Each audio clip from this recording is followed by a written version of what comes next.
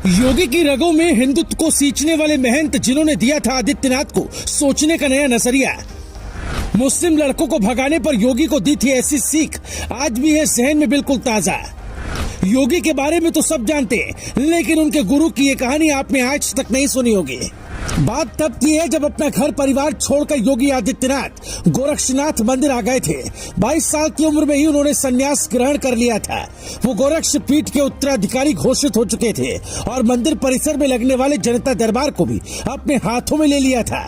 कई श्रद्धालुओं ने इस दौरान मंदिर में से जूते और चप्पल चोरी हो जाने की शिकायत की। एक दिन भंडारे के दौरान मठ के कर्मचारियों ने योगी को बताया कि पड़ोस के मुस्लिम युवकों का समूह खाने के बाद दूसरों के जूते चप्पल पहनकर निकल जाता है। ये बात पता लगने पर योगी ने उन लड़कों को फटकार कर वहां से निकलने के लिए बोला। इतने में योगी के गुरु वहां पहुंच गए। सारी बात पता चलने पर उन्होंने सीख देते हुए कहा कि वो आपके मेहमान थे, किसी को भी भंडारे से भूखे नहीं लौटना चाहिए, जाइए और उन्हें प्रेम पूर्वक बुला कर लाइए। योगी ने अपने गुरु के आदेश का पालन किया।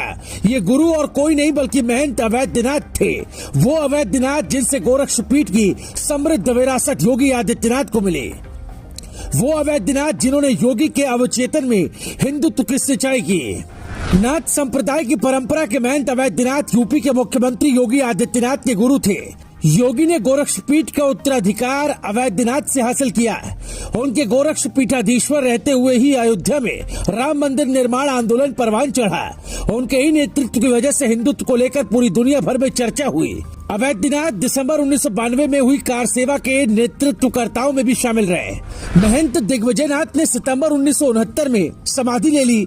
उनके बाद गोरक्ष पीठाधीश्वर बने अवैधनाथ ने शुरू से ही राम मंदिर आंदोलन की कमान संभाल ली। उन्होंने ऐलान कर दिया कि राम जन्मभूमि की मुक्ति तक वो चैन से नहीं बैठेंगे। उनका मानना था कि राजनीतिक परिवर्तन के बगैर लक्ष्य प्राप्ति नहीं हो सकती। 1980 में राजनीति से संन्यास लेने के बावजूद राम मंदिर के लिए उनका संघर्ष चलता रहा। उन्होंने सभी पंथों को एक मंच पर लाने में सफलता भी हासिल की। हिंदू समाज के अलग अलग मत के धर्माचार्यों को अवैधनाथ ने एक साथ जोड़कर अयोध्या आंदोलन में आगे बढ़ने का काम किया था। जुलाई 1984 में राम जन्मभूमि यज्ञ समिति के गठन के वक्त महंत अवैधनाथ को इसका अध्यक्ष चुना गया था। इसकी वजह भी थी कि सभी धर्माचार्य उन्हें अपना आदर्श मानते थे। वहीं जब तक जीवित रहे इस पद पर सदैव बने रहे।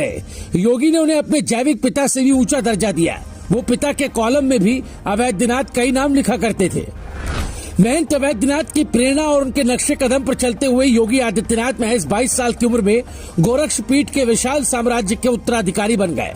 अवैधनाथ गोरखपुर लोकसभा से सांसद भी रह चुके हैं। संसद सत्र की कार्रवाई में शामिल रहने के लिए दिल्ली रहने के दौरान योगी पीठ का कार्यकाज देखा करते थे। ऐसा कई बार देखा गया कि अवैधनाथ को याद करते योगी भावुक हो जाया करते।